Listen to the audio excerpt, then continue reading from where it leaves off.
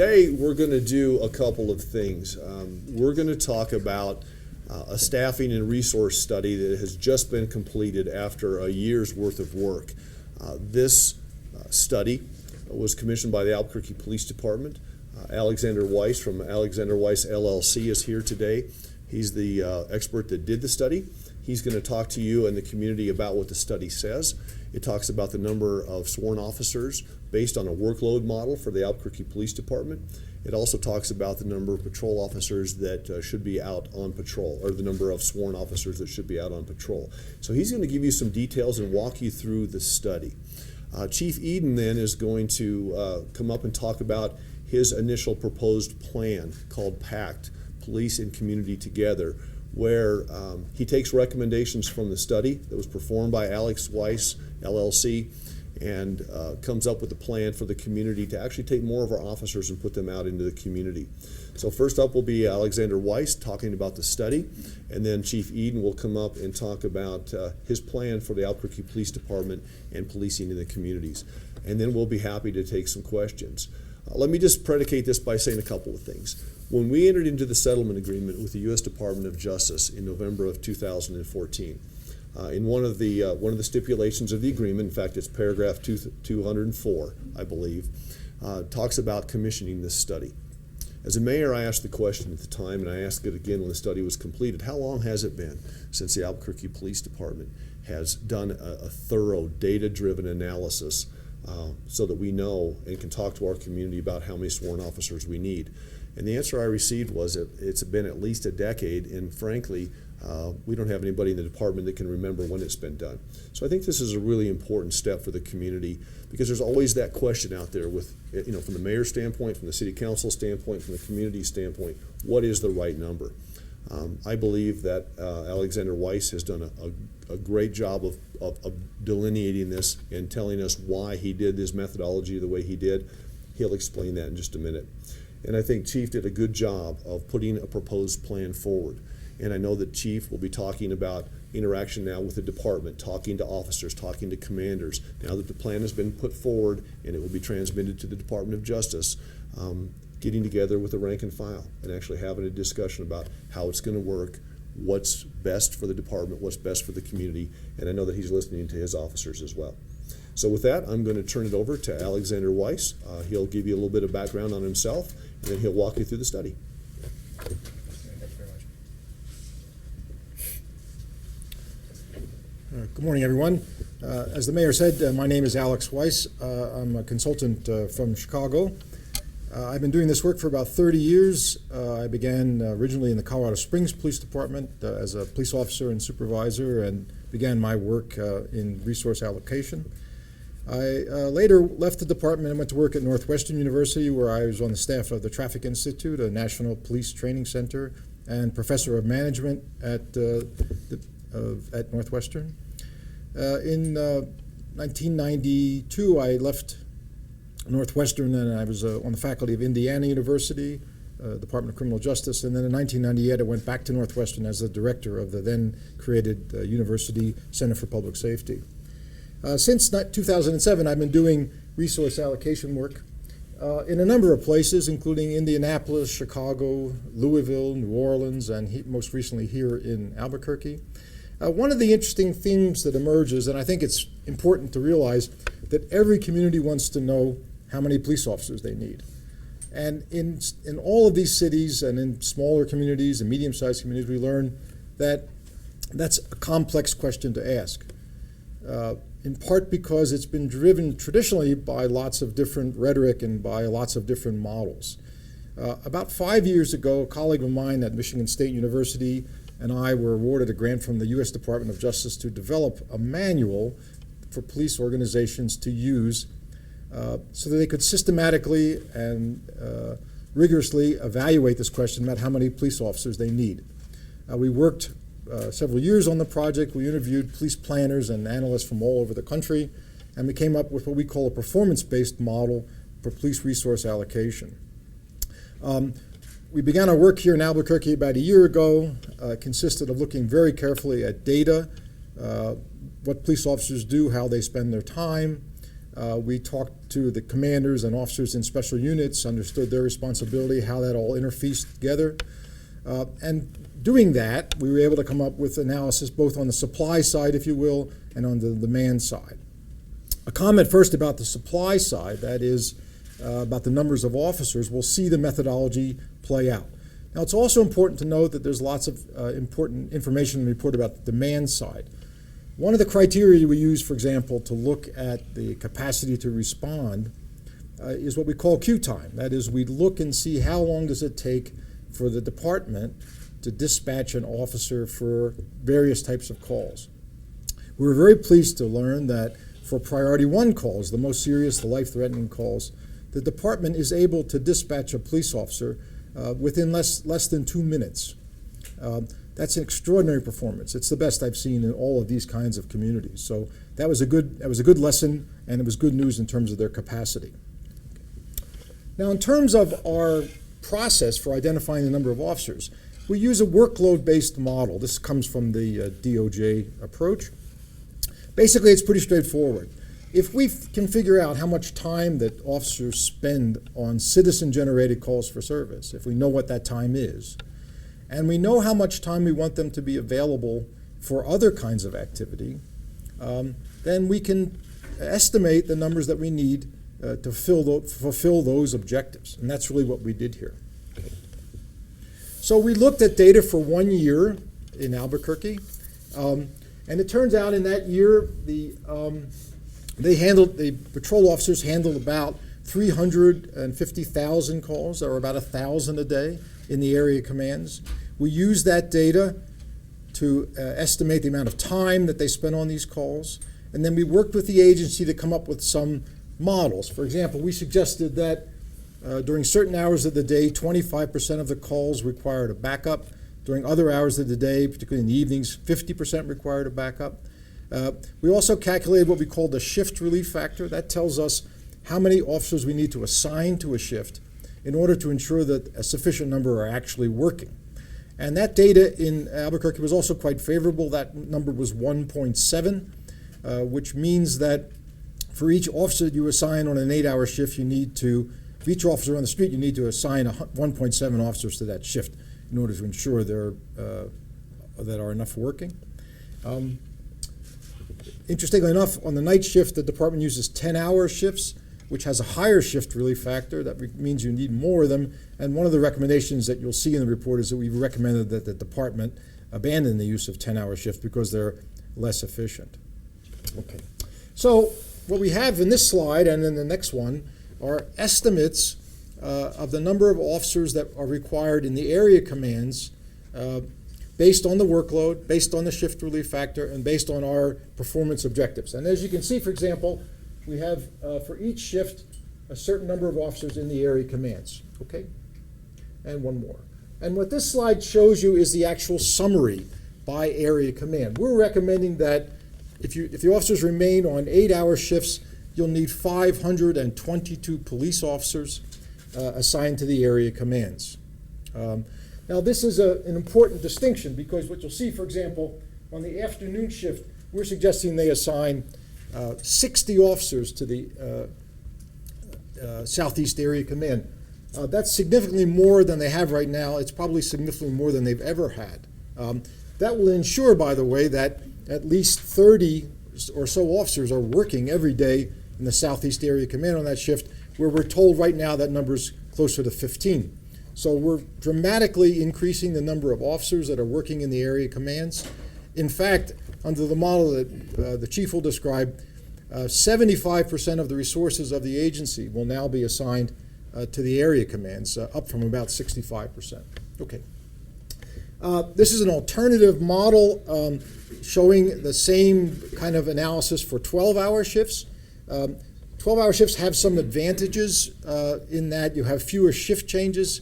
Turns out around the country, one of the lessons that we learned is that shift changes are problematic, particularly when they take place at 3 or 4 in the afternoon. That's the peak demand time for most police departments, and it's very, very disruptive for the officers. Officers come to work at 4 o'clock in the afternoon and they find that calls are already backed up.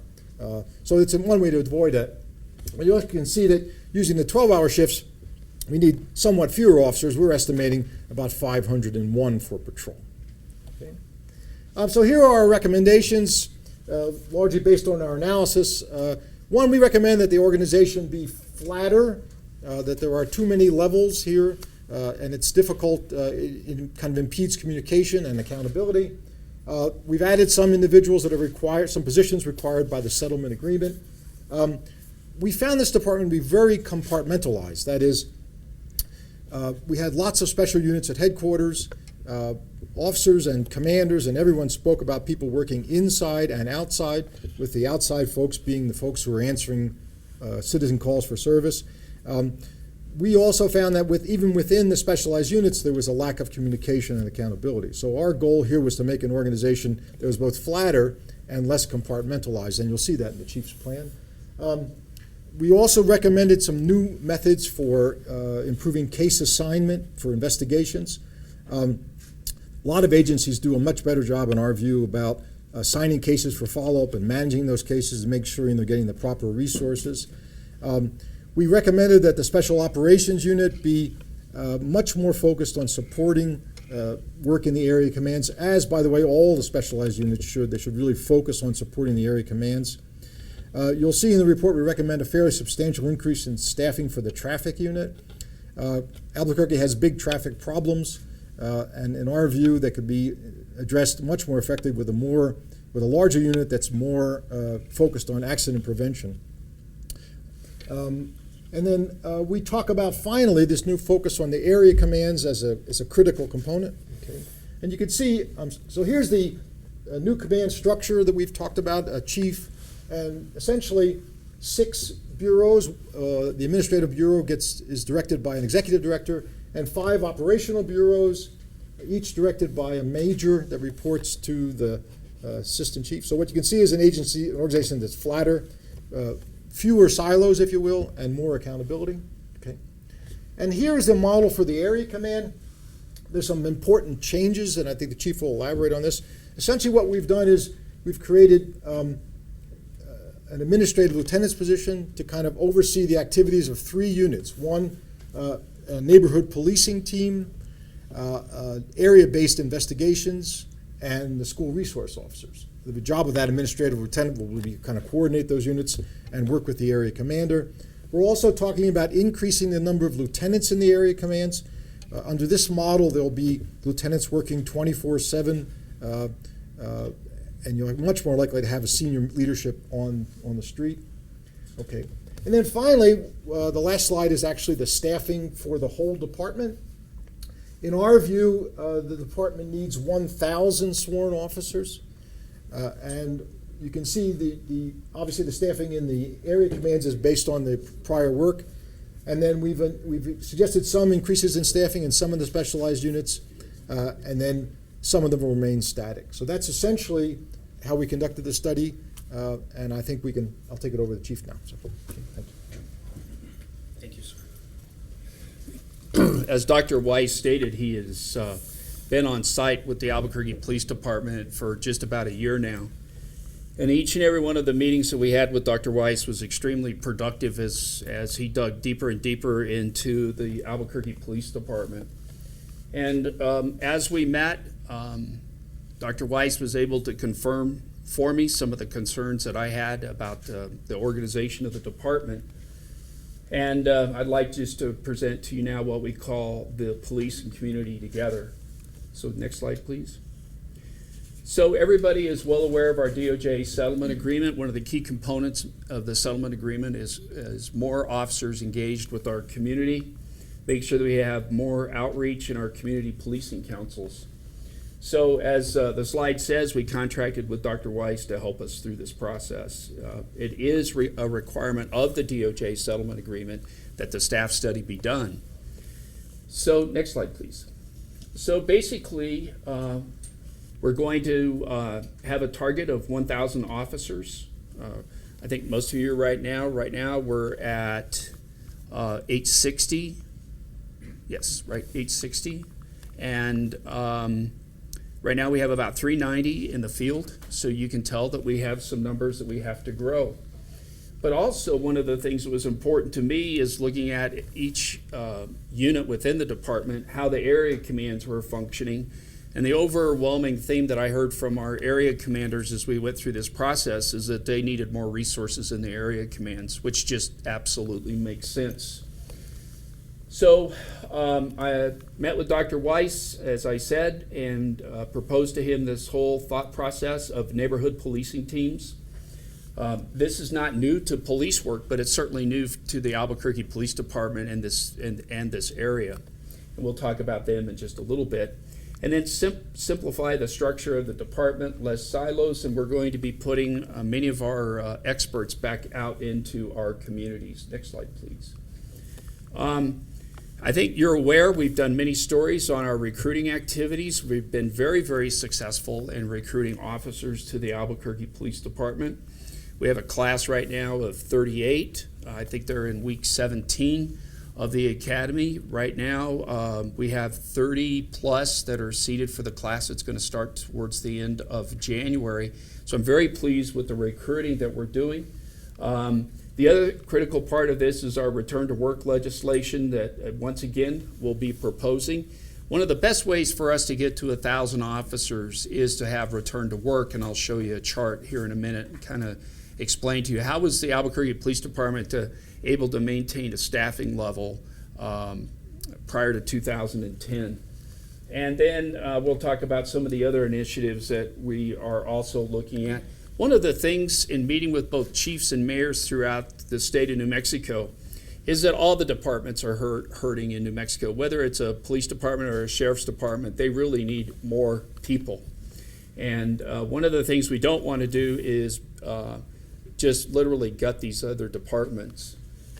So you can see on this chart that return to work ended in July of 2010.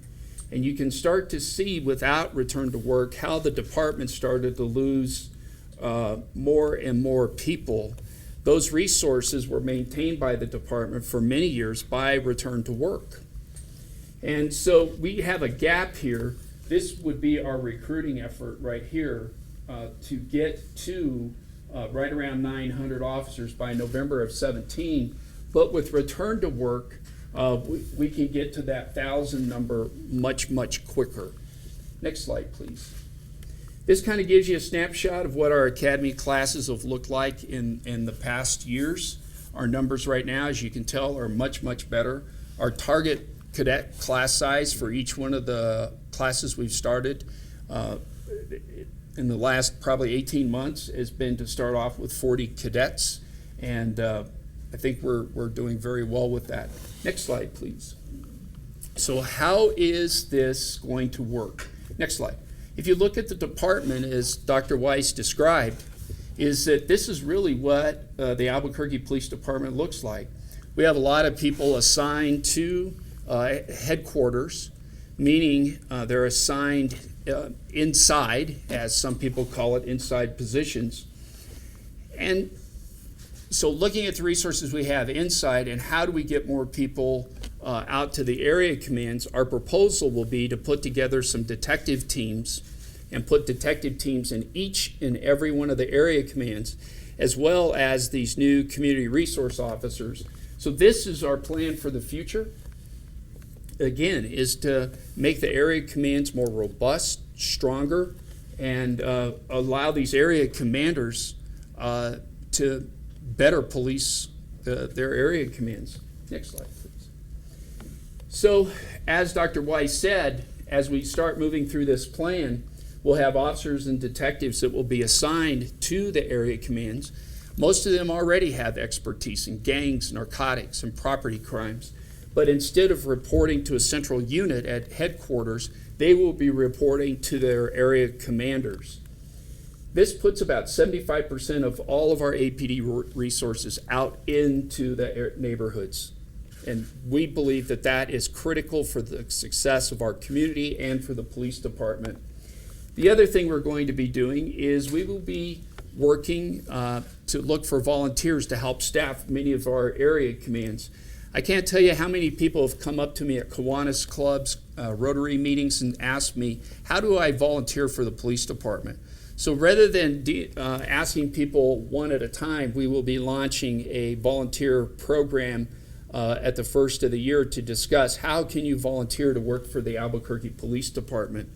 It's really interesting. It's worked in many departments throughout the United States, and it's worked quite successfully. To me, this is one of the things I'm most excited about. And as I said, when I sat down with Dr. Weiss and I said, this is really what I want to do, he said, I agree. Based on what your goals are as the chief, this is a really great idea. So we will create administrative lieutenant positions in each area command.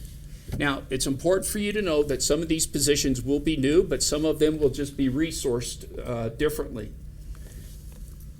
Under our plan, the administrative lieutenant, as well as the neighborhood policing teams and our school resource officers, are going to sign an agreement to stay in that area command for 3 years. Many of the things we've heard from our community is this: I just get to know the officers, and then the bid comes up, and I don't know who they are. By creating these neighborhood policing teams, our neighborhoods will be in constant contact by a sergeant and 6 officers. These the sergeants and 6 officers will not be working 8 to 5 Monday through Friday. Those hours will be determined by the administrative lieutenant working with our neighborhood policing teams. These are the officers that will be interacting with our neighborhood associations and our CPCs. We are having tremendous results with our CPCs, and one of the things we want to do is have our CPCs, that's our citizen policing councils, to do more for the department. And we believe that this model will help us accomplish that. Also, in each one of the area commands, we will now have a dedicated team of investigators headed by 2 sergeants and 12 detectives. So this is one of the things that I believe is so important for us to really implement the philosophy of community policing. You can't treat it like a program. It has to become a philosophy of the police department. One of the other things that we discussed is we believe that we are going to need to bring on staff through contract relations about 20 part-time contractors to help us with the DOJ-related training. And I can tell you that Major Tyler and Deputy Chief Roseman have been working very closely together to start implementing this, and we actually hope to have it implemented by the end of January. We're looking at how do we improve our case management system. We plan on putting out an RFP for a more robust case management system to help us evaluate and manage our criminal caseload. One of the things that we're very good at, and I will tell you this, is that our homicide investigators have one of the best solvability ratios in the nation. They're very, very good at what they do. What we need to do is increase the solvability rate for other types of crime, and we believe that we can do this through an automation process. So we're actually collecting information on career burglars.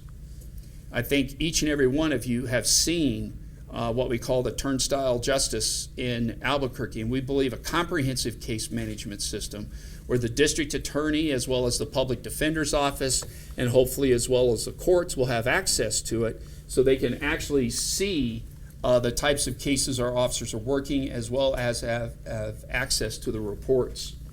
We're going to continue to hire additional non-sworn crime scene specialists. I think you've seen them out in the field. They drive the white minivans that have CSI written on the side. Those positions used to be commissioned, sworn law enforcement officers, and last year we began the process of training non-commissioned, non-sworn personnel to handle that caseload, and they're doing very, very good. We know that this will be the first major realignment of the Albuquerque Police Department in years. It's the result of the information that we've received from Dr. Weiss and his consulting firm, as well as feedback we've gotten from our officers, especially our officers in the field. It puts more police officers back out into the neighborhoods, back into the area commands, and they will be properly staffed based on workload. As I said earlier, we will continue to put together a plan to get to that 1,000 sworn officers for APD. It also adds more supervisors. This plan increases the supervisory ratio, which means we'll be promoting, as we go through this process, promoting more people to sergeant. But those promotions will go to field services. As I said earlier about the case management system, the neighborhood policing teams, and as I said, I'm very, very excited about this. And as I've had discussions at different neighborhood associations, I can tell you they are very excited about this too. I think that's really the end of what I have to say, and we're going to be able to answer questions that Sure. you may have. Why don't we take questions, and we'll stay up here, and we'll take them as appropriate. Chief, once you go there. Hey, Chief, again, I know you went through the slides, but when do you hope to get to that 1,000 police officers? We can get to 1,000 by November of 2017 if we have return to work. If we don't, we'll fall about 100, maybe about 103, 104 officers short. So return to work becomes a really important part of this. You could see from the chart that I showed to you that when return to work, basically the police department didn't have the ability to have those people come to work. You start to see the numbers drop within the department. Yes. So with that in mind, when do you plan to put the plan in place? When do you think that's going to be implemented? Last night, I sent out an email to all the personnel within the Albuquerque Police Department. I asked them if they're interested in a working group, to be part of the working group. I got very positive responses last night. We'll announce the working group Friday. They'll have their first meeting next Tuesday. And some of the things we're trying to do is see what we can implement in January. What are those things that are possible for us to do in January? There are some things we'll be able to implement without having to have it impact the bid. But it's the first quarter of each year, we put, with the APOA, we put positions out for bid. But we believe firmly that there are some of these things we can implement without impacting the bid. It's already been sent to DOJ, correct? Yes, and part of the settlement agreement requires us to submit this to the Department of Justice. The staff study was delivered to the Department of Justice yesterday. Does DOJ have to approve this? Actually, it's a collaborative effort between the Albuquerque Police Department and the Department of Justice, specifically the U.S. Attorney's Office, to put together a plan to implement the staff study. And we believe that we put together a very sound plan. We welcome their input, and we'll look forward to meeting with them. Thanks for coming. Appreciate it. Oh, can I ask one more? Sure. Sure. Just, it's still to do with the subject. I know Councilor Diane Gibson was concerned about the potential, if there are any problems with the CIT training. Apparently, what's his name, the psychologist who was on board, and the materials weren't quite up to par, apparently, according to Dr. Ginger, and she's saying there's a two-tiered system with all those officers who were trained. Have you guys figured out how to work around that, I guess? Well, first of all, I don't believe that it would be right for me to say workaround.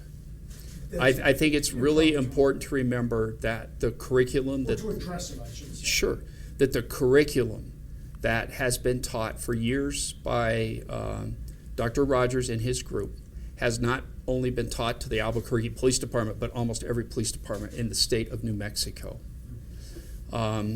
And Dr. Rogers was very thoughtful in his presentation. Dr. Rogers also played a critical part in the implementation of House Bill 93, which was passed by the legislature, I believe, in 2010 or 2011. So we're confident that the curriculum that has been taught will meet the requirements or the review of Dr. Ginger. Thank you so much. Appreciate it. Thank you.